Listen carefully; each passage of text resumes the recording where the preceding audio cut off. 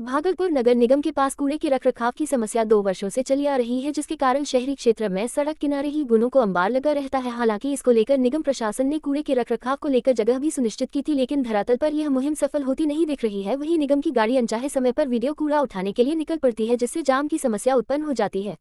निगम के सफाई कर्मी दिन के वक्त ही कूड़ा उठाते हैं, जिससे मुख्य सड़क मार्ग पर यातायात बाधित होता है। अक्सर दिन के वक्त स्कूल की गाड़ी और कामकाजी लोग अपने दफ्तर के लिए निकलते हैं, उस वक्त ही निगम की गाड़ी भी सड़क पर पड़े कूड़े की सफाई करती है और वाहनों को जगह कम मिलने पर जाम की स्थिति उत्पन्न हो जाती है।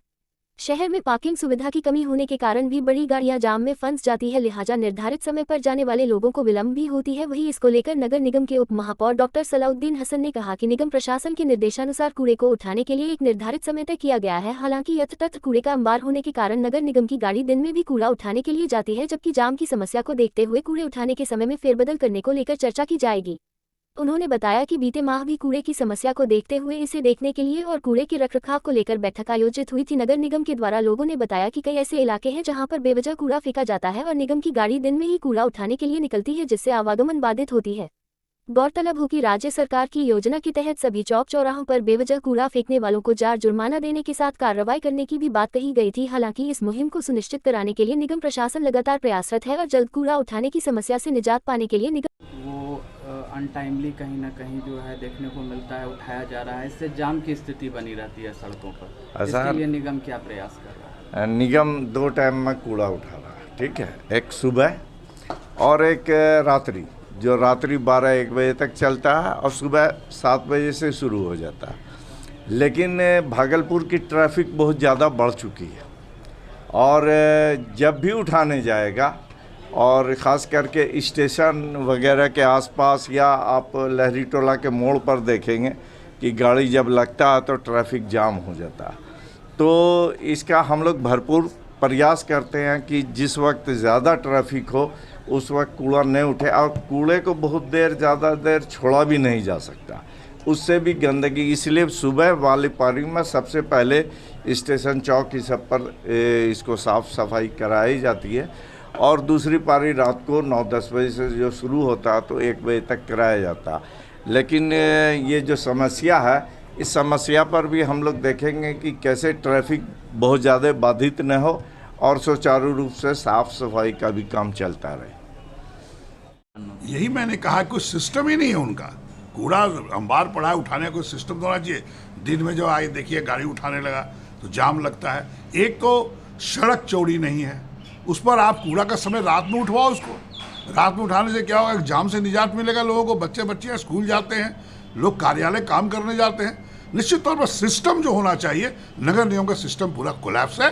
ये भी मैंने रिपोर्ट किया है ऊपर, माननीय मुख्यमंत्री से बात की है, निश्चित तौर पर कार्रवाई होगी। ग्राम रक्षा दल सह पुलिस मित्र के द्वारा समाहरणालय परिसर में अपनी मांगों को लेकर दिया 1 दिवसीय धरना। ग्राम रक्षा दल सह पुलिस मित्र के द्वारा समाहरणालय परिसर में अपनी मांगों को लेकर 1 दिवसीय धरना का आयोजन किया गया।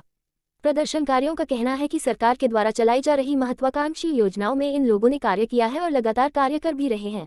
वहीं ग्राम रक्षा दल सर पुलिस मित्र भागलपुर इकाई के द्वारा प्रदर्शन कर रहे लोगों का कहना है कि सरकार के माध्यम से चलाए गए विभिन्न योजनाओं जैसे बाल विवाह, दहेज प्रथा, शराबबंदी, नशा मुक्ति अभियान, स्वच्छता, तिरंगा यात्रा अभियान जैसे कई कार्यक्रमों में हम लोगों ने बढ़ चढ़कर अपना सहयोग किया। साथ ही इन लोगों का कहना है कि पंचायती राज विभाग के प्रधान सचिव मिहिर कुमार सिंह के द्वारा विभागीय साप्ताहिक समीक्षा बैठक के दौरान 7 नवंबर 2022 को पंचायत सरकार भवन में ग्राम रक्षा दल सदस्यों की सुरक्षाकर्मी सर सफाई कर्मी के नियोजन हेतु निर्देश दिया गया। वही विशेष कार्य पदाधिकारी के द्वारा 6वीं राज्य वित्त आयोग पटना के द्वारा पंचायत सरकार भवन में सुरक्षाकर्मी और सुरक्षा को लेकर संविदा कर्मियों का नियोजन प्रस्तावित है, लेकिन सरकार की टालमटोल रवैया के कारण इन लोगों का नियोजन नहीं किया जा रहा है। इन लोगों का कहना है कि मानदेय, स्थायीकरण, जीवन सुरक्षा बीमा, पंचायत सरकार भवन में नियुक्ति, ग्राम पंचायत में मानव बल की नियुक्ति, नियोजन में प्रथम प्राथमिकता सहित सरकारी नियुक्ति में प्राथमिकता सहित अन्य मांगों को लेकर 1 दिवसीय धरना दिया गया। वही लोगों का कहना है कि अगर इन लोगों की मांगें पूरी नहीं की जाती है तो इसके देखिए, विगत कई वर्षों से सरकार के द्वारा हम लोगों की बहाली ली गई, जो बिहार ग्राम रक्षा दल सह पुलिस मित्र के तौर पे हम लोग बिहार में जाने जाते हैं। लगातार बिहार सरकार की महत्वाकांक्षी योजनाएं हैं, उसमें हमने काम किया है और ग्राम रक्षा दल के अंदर जो विभागीय कार्य है उस कार्य को भी हमने अंजाम दिया है। सरकार आए दिन हम लोगों को ठग रही है और इसी ठगने के दौरान में हमारे कई सदस्य जो है शहीद भी हो गए, जैसे शराबबंदी में इसमें कार्य करने के दौरान शहीद हो गए। लेकिन इसी बीच में 2021 में संविदा कर्मी के तौर पर 2 कर्मियों की नियोजन हेतु 1263 करोड़ रुपया आवंटित की अनुमानित राशि वे था, जो कि संविदा पर सुरक्षा कर्मी और स्वच्छता कर्मी पंचायत सरकार भवन में बहाली होनी थी। और 22 में 7 नवंबर 2022 को बिहार सरकार के द्वारा उनके जो प्रधान सचिव है मिहिर कुमार सिंह, उनके द्वारा एक समीक्षा बैठक में बिहार ग्राम रक्षा दल सह पुलिस मित्र को पंचायत सरकार भवन में नियोजन हेतु प्रस्ताव जो है पारित किया है। उसी के आधार पर आपको समस्तीपुर के उजियारपुर प्रखंड में आपको राम भरोस राय हैं, उनका योगदान लिया गया है सुरक्षा कर्मी के तौर पर। लेकिन अब वहीं जो है बिहार सरकार के द्वारा इस चीज़ को पुनः दबाने का जो प्रयास किया जा रहा है, इसके आप लोग की मांग मुख्य क्या है? हम लोग का मुख्य जो मांग है वह मानदेय स्थायीकरण, जीवन सुरक्षा बीमा और पंचायत सरकार भवनों में सुरक्षा कर्मी और स्वच्छता कर्मी के तौर पर नियुक्ति, मानव बल के तौर पर हमारी प्राथमिकता होनी चाहिए, लोक प्रहरी में हमारी प्राथमिकता होनी चाहिए। क्या नाम हुआ? धर्मेंद्र दास, प्रदेश सचिव प्रभारी। ठीक। भागलपुर विश्वविद्यालय थाना क्षेत्र अंतर्गत पर्वती मोहल्ले में एक युवक ने अपनी जीवन लीला समाप्त कर ली। युवक की पहचान गोपालपुर के तीनटंगा के रहने वाले विभास कुमार के रूप में हुई है। मृतक विभास पिछले कई वर्षों से बीमार था, जिसका इलाज भागलपुर सहित कई अन्य राज्यों में भी कराया गया है। लेकिन कल देर रात मृतक विभास अपनी बीमारी से तंग आकर आत्महत्या कर लिए। मृतक अपने पीछे अपनी विवाहिता को छोड़ गए हैं। मृतक पैसे से नाई का काम करता था। चक्का शादी 2.5 वर्ष पूर्व हुई थी। मृतक के भाई ने बताया कि मेरा भाई कैंसर का मरीज था, हम लोगों ने उसका इलाज कई जगह कराया लेकिन वह ठीक नहीं हुआ और कल शायद हो तंग आकर मतलब वो बहुत दिन से वो था बीमार सर।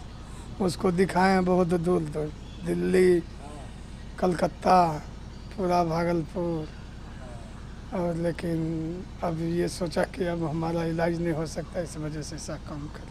क्या बीमारी थी? अल्सर का शिकायत। शादीशुदा थे? जी सर। कब हुई थी शादी? शादी 2 साल हो रहे होने से। बच्चा एक हुआ था, ख़त्म हो गया था, दूसरा शायद प्रेग्नेंट। कहाँ के रहने वाले हैं? जिला भागलपुर है। क्या करते थे ये कार्य? ये सैलून करता था, छोटा मोटा दुकान। क्या नाम है मृतक? हाँ सर। मृतक का नाम क्या, उम्र क्या? विभास ठाकुर। क्या उम्र होगी लगभग? 30+। आप कौन हो? भाई हुए। क्या नाम हो? नवीन कुमार। पुलिस ने छापेमारी के दौरान एक घर से 28 बोतल विदेशी शराब के साथ एक युवक को किया गिरफ्तार। भागलपुर सबौर थाना क्षेत्र के इंग्लिश गांव के रहने वाले शंकर यादव के घर पर पुलिस ने छापेमारी की और यहां से 28 बोतल विदेशी शराब के साथ शंकर यादव के पुत्र गुड्डू को गिरफ्तार किया है।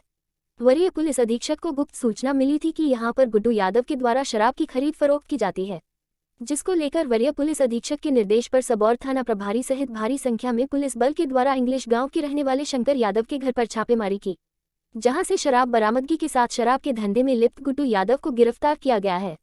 वही गिरफ्तार आरोपी से उसके अन्य सहयोगियों के बारे में भी पुलिस पूछताछ कर रही है। मधुसूदनपुर थाना क्षेत्र में शराब के अवैध कारोबार, जुआ का खेल और बम को लेकर चलाए जा रहे हिंदुस्तान के अभियान का असर बुधवार को भी दिखा। डीआईजी विवेकानंद के निर्देश पर डीएसपी सिटी अजय कुमार चौधरी के नेतृत्व में डॉग स्क्वायड की टीम के साथ 3 थानों की पुलिस ने कई गांव में सघन अभियान चलाया और छापेमारी की। पुलिस ने मधुसूदनपुर थाना क्षेत्र के शहजादपुर और मनोहरपुर गांव के साथ ही आसपास के कई गांव और बगीचे में अभियान चलाया। इस दौरान काफी मात्रा में अवैध शराब बरामद की गई और कई को हिरासत में भी लिया गया। अभियान में मधुसूदनपुर, ललमटिया और नाथनगर पुलिस और सीआईटी के जवान शामिल हुए। हिंदुस्तान के अभियान को देख ही डीआईजी ने उस इलाके में अभियान चलाने का निर्देश दिया था। जहां शराब, जुआ का विरोध और बम फटा, वहां सबसे पहले पहुंची टीम मधुसूदनपुर के जिन गांव में शराब और जुआ को लेकर महिलाओं का विरोध प्रदर्शन हुआ था, पुलिस सबसे पहले उसी शहजादपुर और मनोहरपुर गांव में पहुंची। वहां पर शराब के अवैध कारोबार से जुड़े कई लोगों के घर तक पुलिस की टीम पहुंची। वहां मौजूद महिलाओं से भी पुलिस पदाधिकारियों ने बात की। महिलाओं ने डीएसपी सिटी को यह भी बताया कि वरीय अधिकारी आए हैं तो अभियान चलाया गया, जबकि थाना स्तर के पदाधिकारी शिकायत के बाद भी कभी झांकने नहीं आते थे। डीएसपी सिटी ने उन सभी जगहों पर अभियान चलाया जहां पर शराब के अवैध कारोबार, नशेड़ियों का अड्डा चलने और जुआ का खेल होने की बात लोगों ने बताई। डॉग स्क्वायड की टीम की सहायता से कई जगहों से शराब की बरामदगी भी की गई। 12 को शुरू हुआ था विरोध। शहजादपुर और मनोहरपुर गांव में 12 जून को महिलाओं ने शराब के अवैध कारोबार, नशेड़ियों और जुआरियों के अड्डे के विरोध में हंगामा और प्रदर्शन किया था। महिलाओं ने आरोप लगाया था कि शराब बिकने और जुआ खेलने की सूचना पर भी मधुसूदनपुर पुलिस नहीं आती है। महिलाओं की आवाज को सामने रख हिंदुस्तान ने उसी दिन से लगातार उस इलाके में शराब और जुआ के विरोध में अभियान शुरू कर दिया। इसके 3 दिन बाद 15 जून को उसी जगह पर बम धमाका हुआ। मंगलवार को रेंज डीआईजी ने मधुसूदनपुर के उन गांवों में अभियान चलाने का निर्देश दिया था।